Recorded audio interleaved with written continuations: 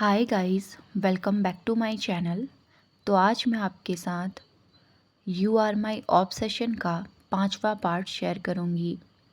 Last part में हमने देखा था कि वांगची और वहिंग किस कर रहे थे। उन दोनों की किस और भी ज़्यादा फैसिनेट हो पाती इससे पहले ही वांगची का फ़ोन रिंग करने लगा। वो लगभग 4 बार आ चुका था, लेकिन वांगजी उसे इग्नोर करके विहिंग को किस करने में ही बिजी था। तभी विहिंग कहता है, तुम फ़ोन को पिक क्यों नहीं कर रहे? ये इरिटेट कर रहा है। ये सुनकर वांगजी थोड़ा डिसअपॉइंट हो गया था। तभी विहिंग उससे कहता है, मुंह बनाना छोड़ो और फ़ोन पिकअप करो।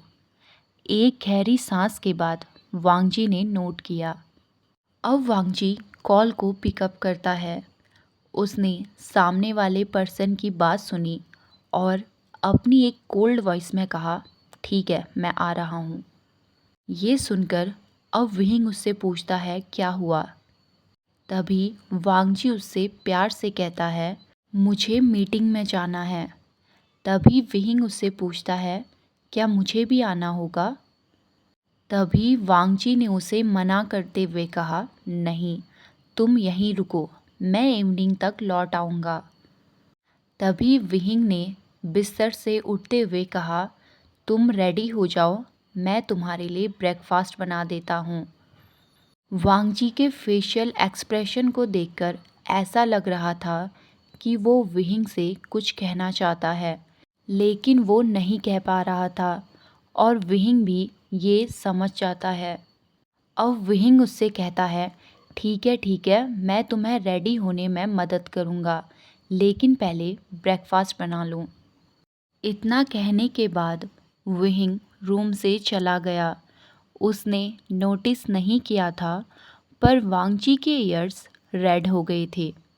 विहिंग के जाने के बाद वांगजी अपने सर को शेक करता है।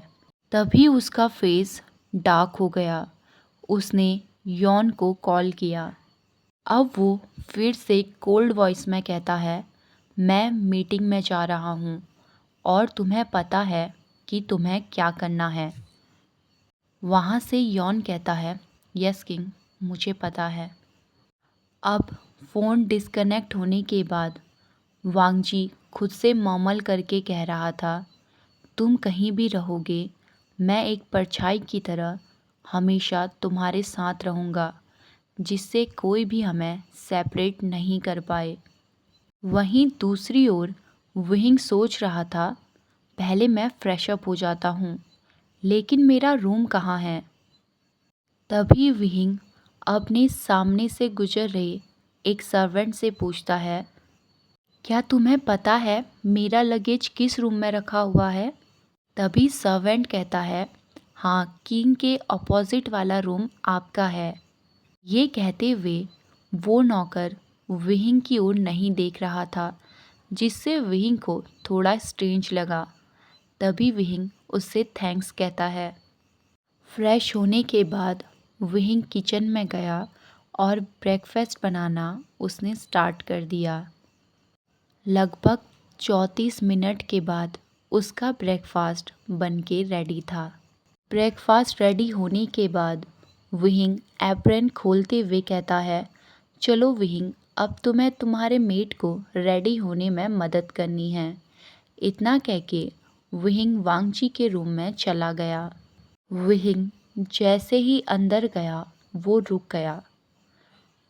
वांगची ने बस एक टॉवल अपनी कमर में लपेटा हुआ था, जिसे देखकर विहिंग का मुंह आधा खुला का खुला रह गया।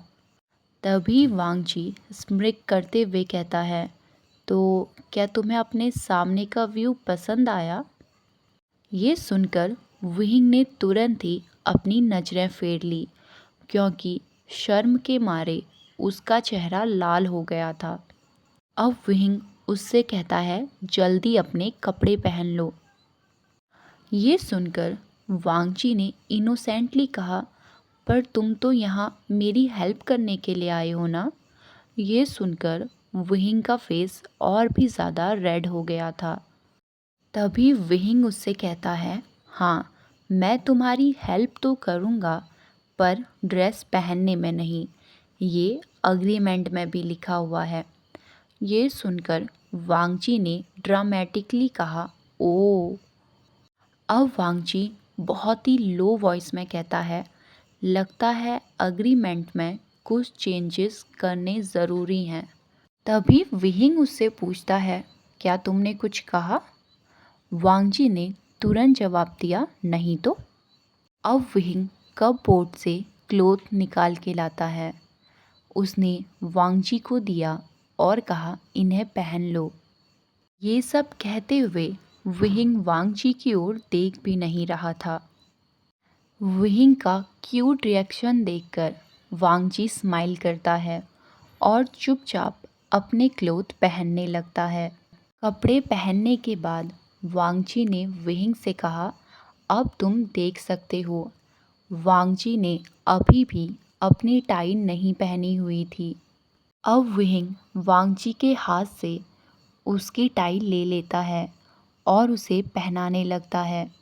वहीं दूसरी ओर वांगजी था जो उसकी लिप्स की ओर ही घूरे जा रहा था।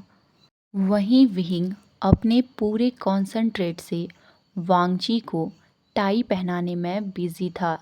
तभी वांगजी सोचता है, क्या मैं उसे किस कर लूं? वो ये सोचकर उसके क्लोज जाने लगा, लेकिन वो बीच में ही खुद को कंट्रोल करते हुए कहता है, नहीं, अभी उसे टाइम चाहिए। उसकी ये सब हरकत देखकर विहिंग थोड़ा कंफ्यूज हो गया था। अब वो पूछता है, क्या हुआ? तुम ऐसा क्या कर रहे हो? तभी वांगजी उससे कहता है, कुछ भी तो नहीं। विहिंग ने उसे टाई पहना दी और उससे कहा, ब्रेकफास्ट रेडी है, चलो। वांगजी भी चुपचाप नोट करके विहिंग के पीछे जाने लगा। अब सीढ़ियों से नीचे उतरकर वांगजी डाइनिंग टेबल पर बैठ गया। विहिंग उसे खाना परोसता है। तभी वांगजी उससे पूछता है, क्या तुम नहीं खा रहे? विहिंग ने जवाब दिया, अभी नहीं, मैं कुछ देर में खाऊंगा। लेकिन वांगजी को अपनी वाइफ के साथ खाना था, इसीलिए वो जिद करता है और कहता है, नहीं, तुम भी मेरे साथ खाओ। विहिंग मना करना चाहता था, लेकिन वो चुप रहता है क्योंकि उसे अभी आर्ग्यूमेंट नहीं करना था। ब्रेकफास्ट होने के बाद वांगजी विहिंग से कुछ कहना चाहता था, लेकिन वो चुप रहता है। वो अपनी सीट पर बैठ गया। तभी वो जाने ही वाला था, इससे पहले वो रुककर विहिंग की ओर देखकर कहता है, अपना ध्यान रखना। ये सुनते ही विहिंग शॉक हो गया था, क्योंकि उसके पेरेंट्स के और यानली के अलावा उसे कभी भी किसी ने ऐसा नहीं कहा। तभी विहिंग सॉफ्ट वॉइस में कहता है, ठीक है, और तुम भी अपना ध्यान रखना। वांगजी नोट करता है और वहाँ से चला जाता है। वांगजी थोड़ा ही आगे गया था। विहिंग ने उसे फिर से रोका। अब विहिंग उससे कहता है, मैं तुम्हारा इंतज़ार करूँगा। वो थोड़ा हेजिटेट था। विहिंग को नहीं पता कि उसने ऐसा क्यों कहा, लेकिन न जाने क्यों उसे ये कहना था। वहीं दूसरी ओर वांगजी था जो ये सुनकर 7वें आसमान में पहुंच गया था, क्योंकि उसकी मदर के जाने के बाद आज तक कभी किसी ने उससे ऐसा नहीं कहा कि वो उसका वेट करेगा। अब वांगजी धीरे धीरे विहिंग की ओर बढ़ने लगता है। वांगजी ने विहिंग को उसकी वेस्ट से खींच लिया और उसे किस करने लगा। ये सब देखकर विहिंग की हार्ट बीट भी बहुत फास्ट हो गई थी। अब वो भी स्लोली स्लोली किस को रिटर्न करने लगता है। विहिंग वांगजी को लंजा कह के बुला रहा था। वो अभी डाइनिंग एरिया में थे, जहाँ न जाने कितने सर्वेंट काम करते हैं। इसीलिए विहिंग वांगजी को खुद से दूर करने की कोशिश करता है। लेकिन वांगजी ने अपनी ग्रिप और भी ज़्यादा टाइट कर ली, जिससे विंग को थोड़ा दर्द हुआ। अब वो आउच कहता है।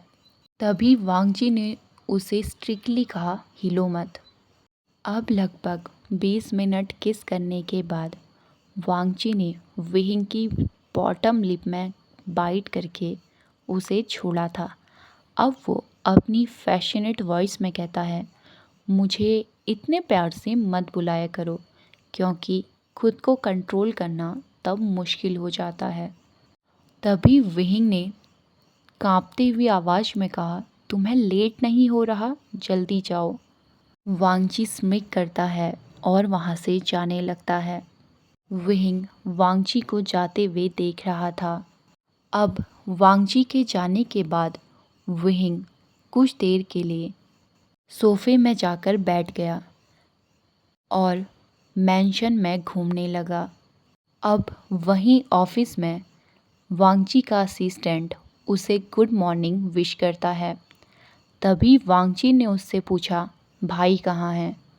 तभी असिस्टेंट उसे बताता है कि जेबुजुन ने बोला है उन्हें कुछ अर्जेंट वर्क है। ये बात सुनने के बाद वांगजी कुछ देर के लिए चुप रहता है और ओके कह के वहाँ से चला जाता है। अब लगभग 1 घंटे बाद वांगजी के मैंशन में विंग को बोर होने लगा था। उसे समझ नहीं आ रहा था कि वो क्या करे। तभी उसके फ़ोन में जियान चैंग का कॉल आया। विंग कॉल को पिक करता है।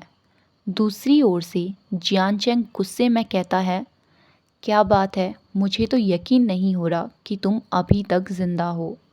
तभी विंग ने उसे टीज करते हुए कहा, क्यों, क्या तुम मेरे लिए चिंता कर रहे थे? तभी जियान चैंग ने चिल्लाते हुए कहा, मैं और तुम्हारे लिए वरीड तुम्हारे सपनों में। मैं नहीं, जीजे तुम्हारे लिए वरीड है, इसीलिए मैंने तुम्हें कॉल किया। अब विंग उससे कहता है, जियान चैंग, मैं बहरा नहीं हूँ, तुम थोड़ा धीरे से भी बात कर सकते हो। मैं थोड़ा बिजी था, इसीलिए तुम्हें कॉल नहीं कर पाया। तभी जियान चैंग कहता है, ठीक है, वैसे भी मुझे फ़र्क नहीं पड़ता। अगर तुम बिज़ी नहीं हो तो तुम रेस्टोरेंट में आ जाओ हमसे मिलने, जीजे तुमसे मिलना चाहती हैं। विंग कहता है, ओके माय डियर ब्रदर। इतना कह के उसने जियान चैंग को टीज़ किया और कॉल को कट कर दिया। वहीं जियान चैंग सोच रहा था, थैंक गॉड कि वो ठीक है। जियान चैंग से बात होने के बाद विंग अपने रूम में जाता है और अपने क्लोथ को चेंज करता है। वो रेस्टोरेंट जाने के लिए रेडी था। वो इससे पहले कि जाता, यॉन ने उसे देख लिया। अब वो उससे पूछता है, सर आप कहाँ जा रहे हैं? तभी विंग उससे कहता है, युआन, मैंने तुम्हें पहले भी बताया है कि तुम्हें मुझे सर कहने की कोई ज़रूरत नहीं है। बाय द वे, मैं अभी अपने दोस्तों से मिलने रेस्टोरेंट जा रहा हूँ। तभी युआन कहता है, आप कार ले जाइए। विंग ने उसे जवाब दिया, नहीं, इसकी कोई ज़रूरत नहीं है, मैं चला जाऊँगा। युआन नोट करता है। अब कुछ देर बाद विंग रेस्टोरेंट पहुंच गया था। रेस्टोरेंट पहुंचने के बाद विंग ने अपने फ्रेंड्स और अपनी सीजे को हाय कहा। अब वो उनसे कहता है, मैंने आप सबको बहुत मिस किया।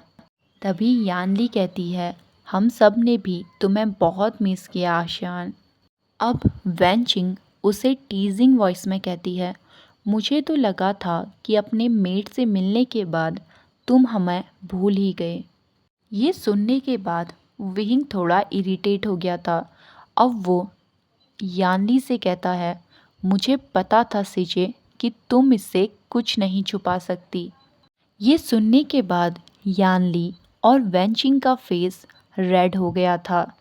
अब वैनचिंग विंग के पीछे गुस्से में भागने लगी और विंग उससे बचने के लिए आगे आगे भाग रहा था। तभी जियान चैंग इरिटेट वॉइस में कहता है, क्या तुम दोनों को जरा सी भी शर्म नहीं है?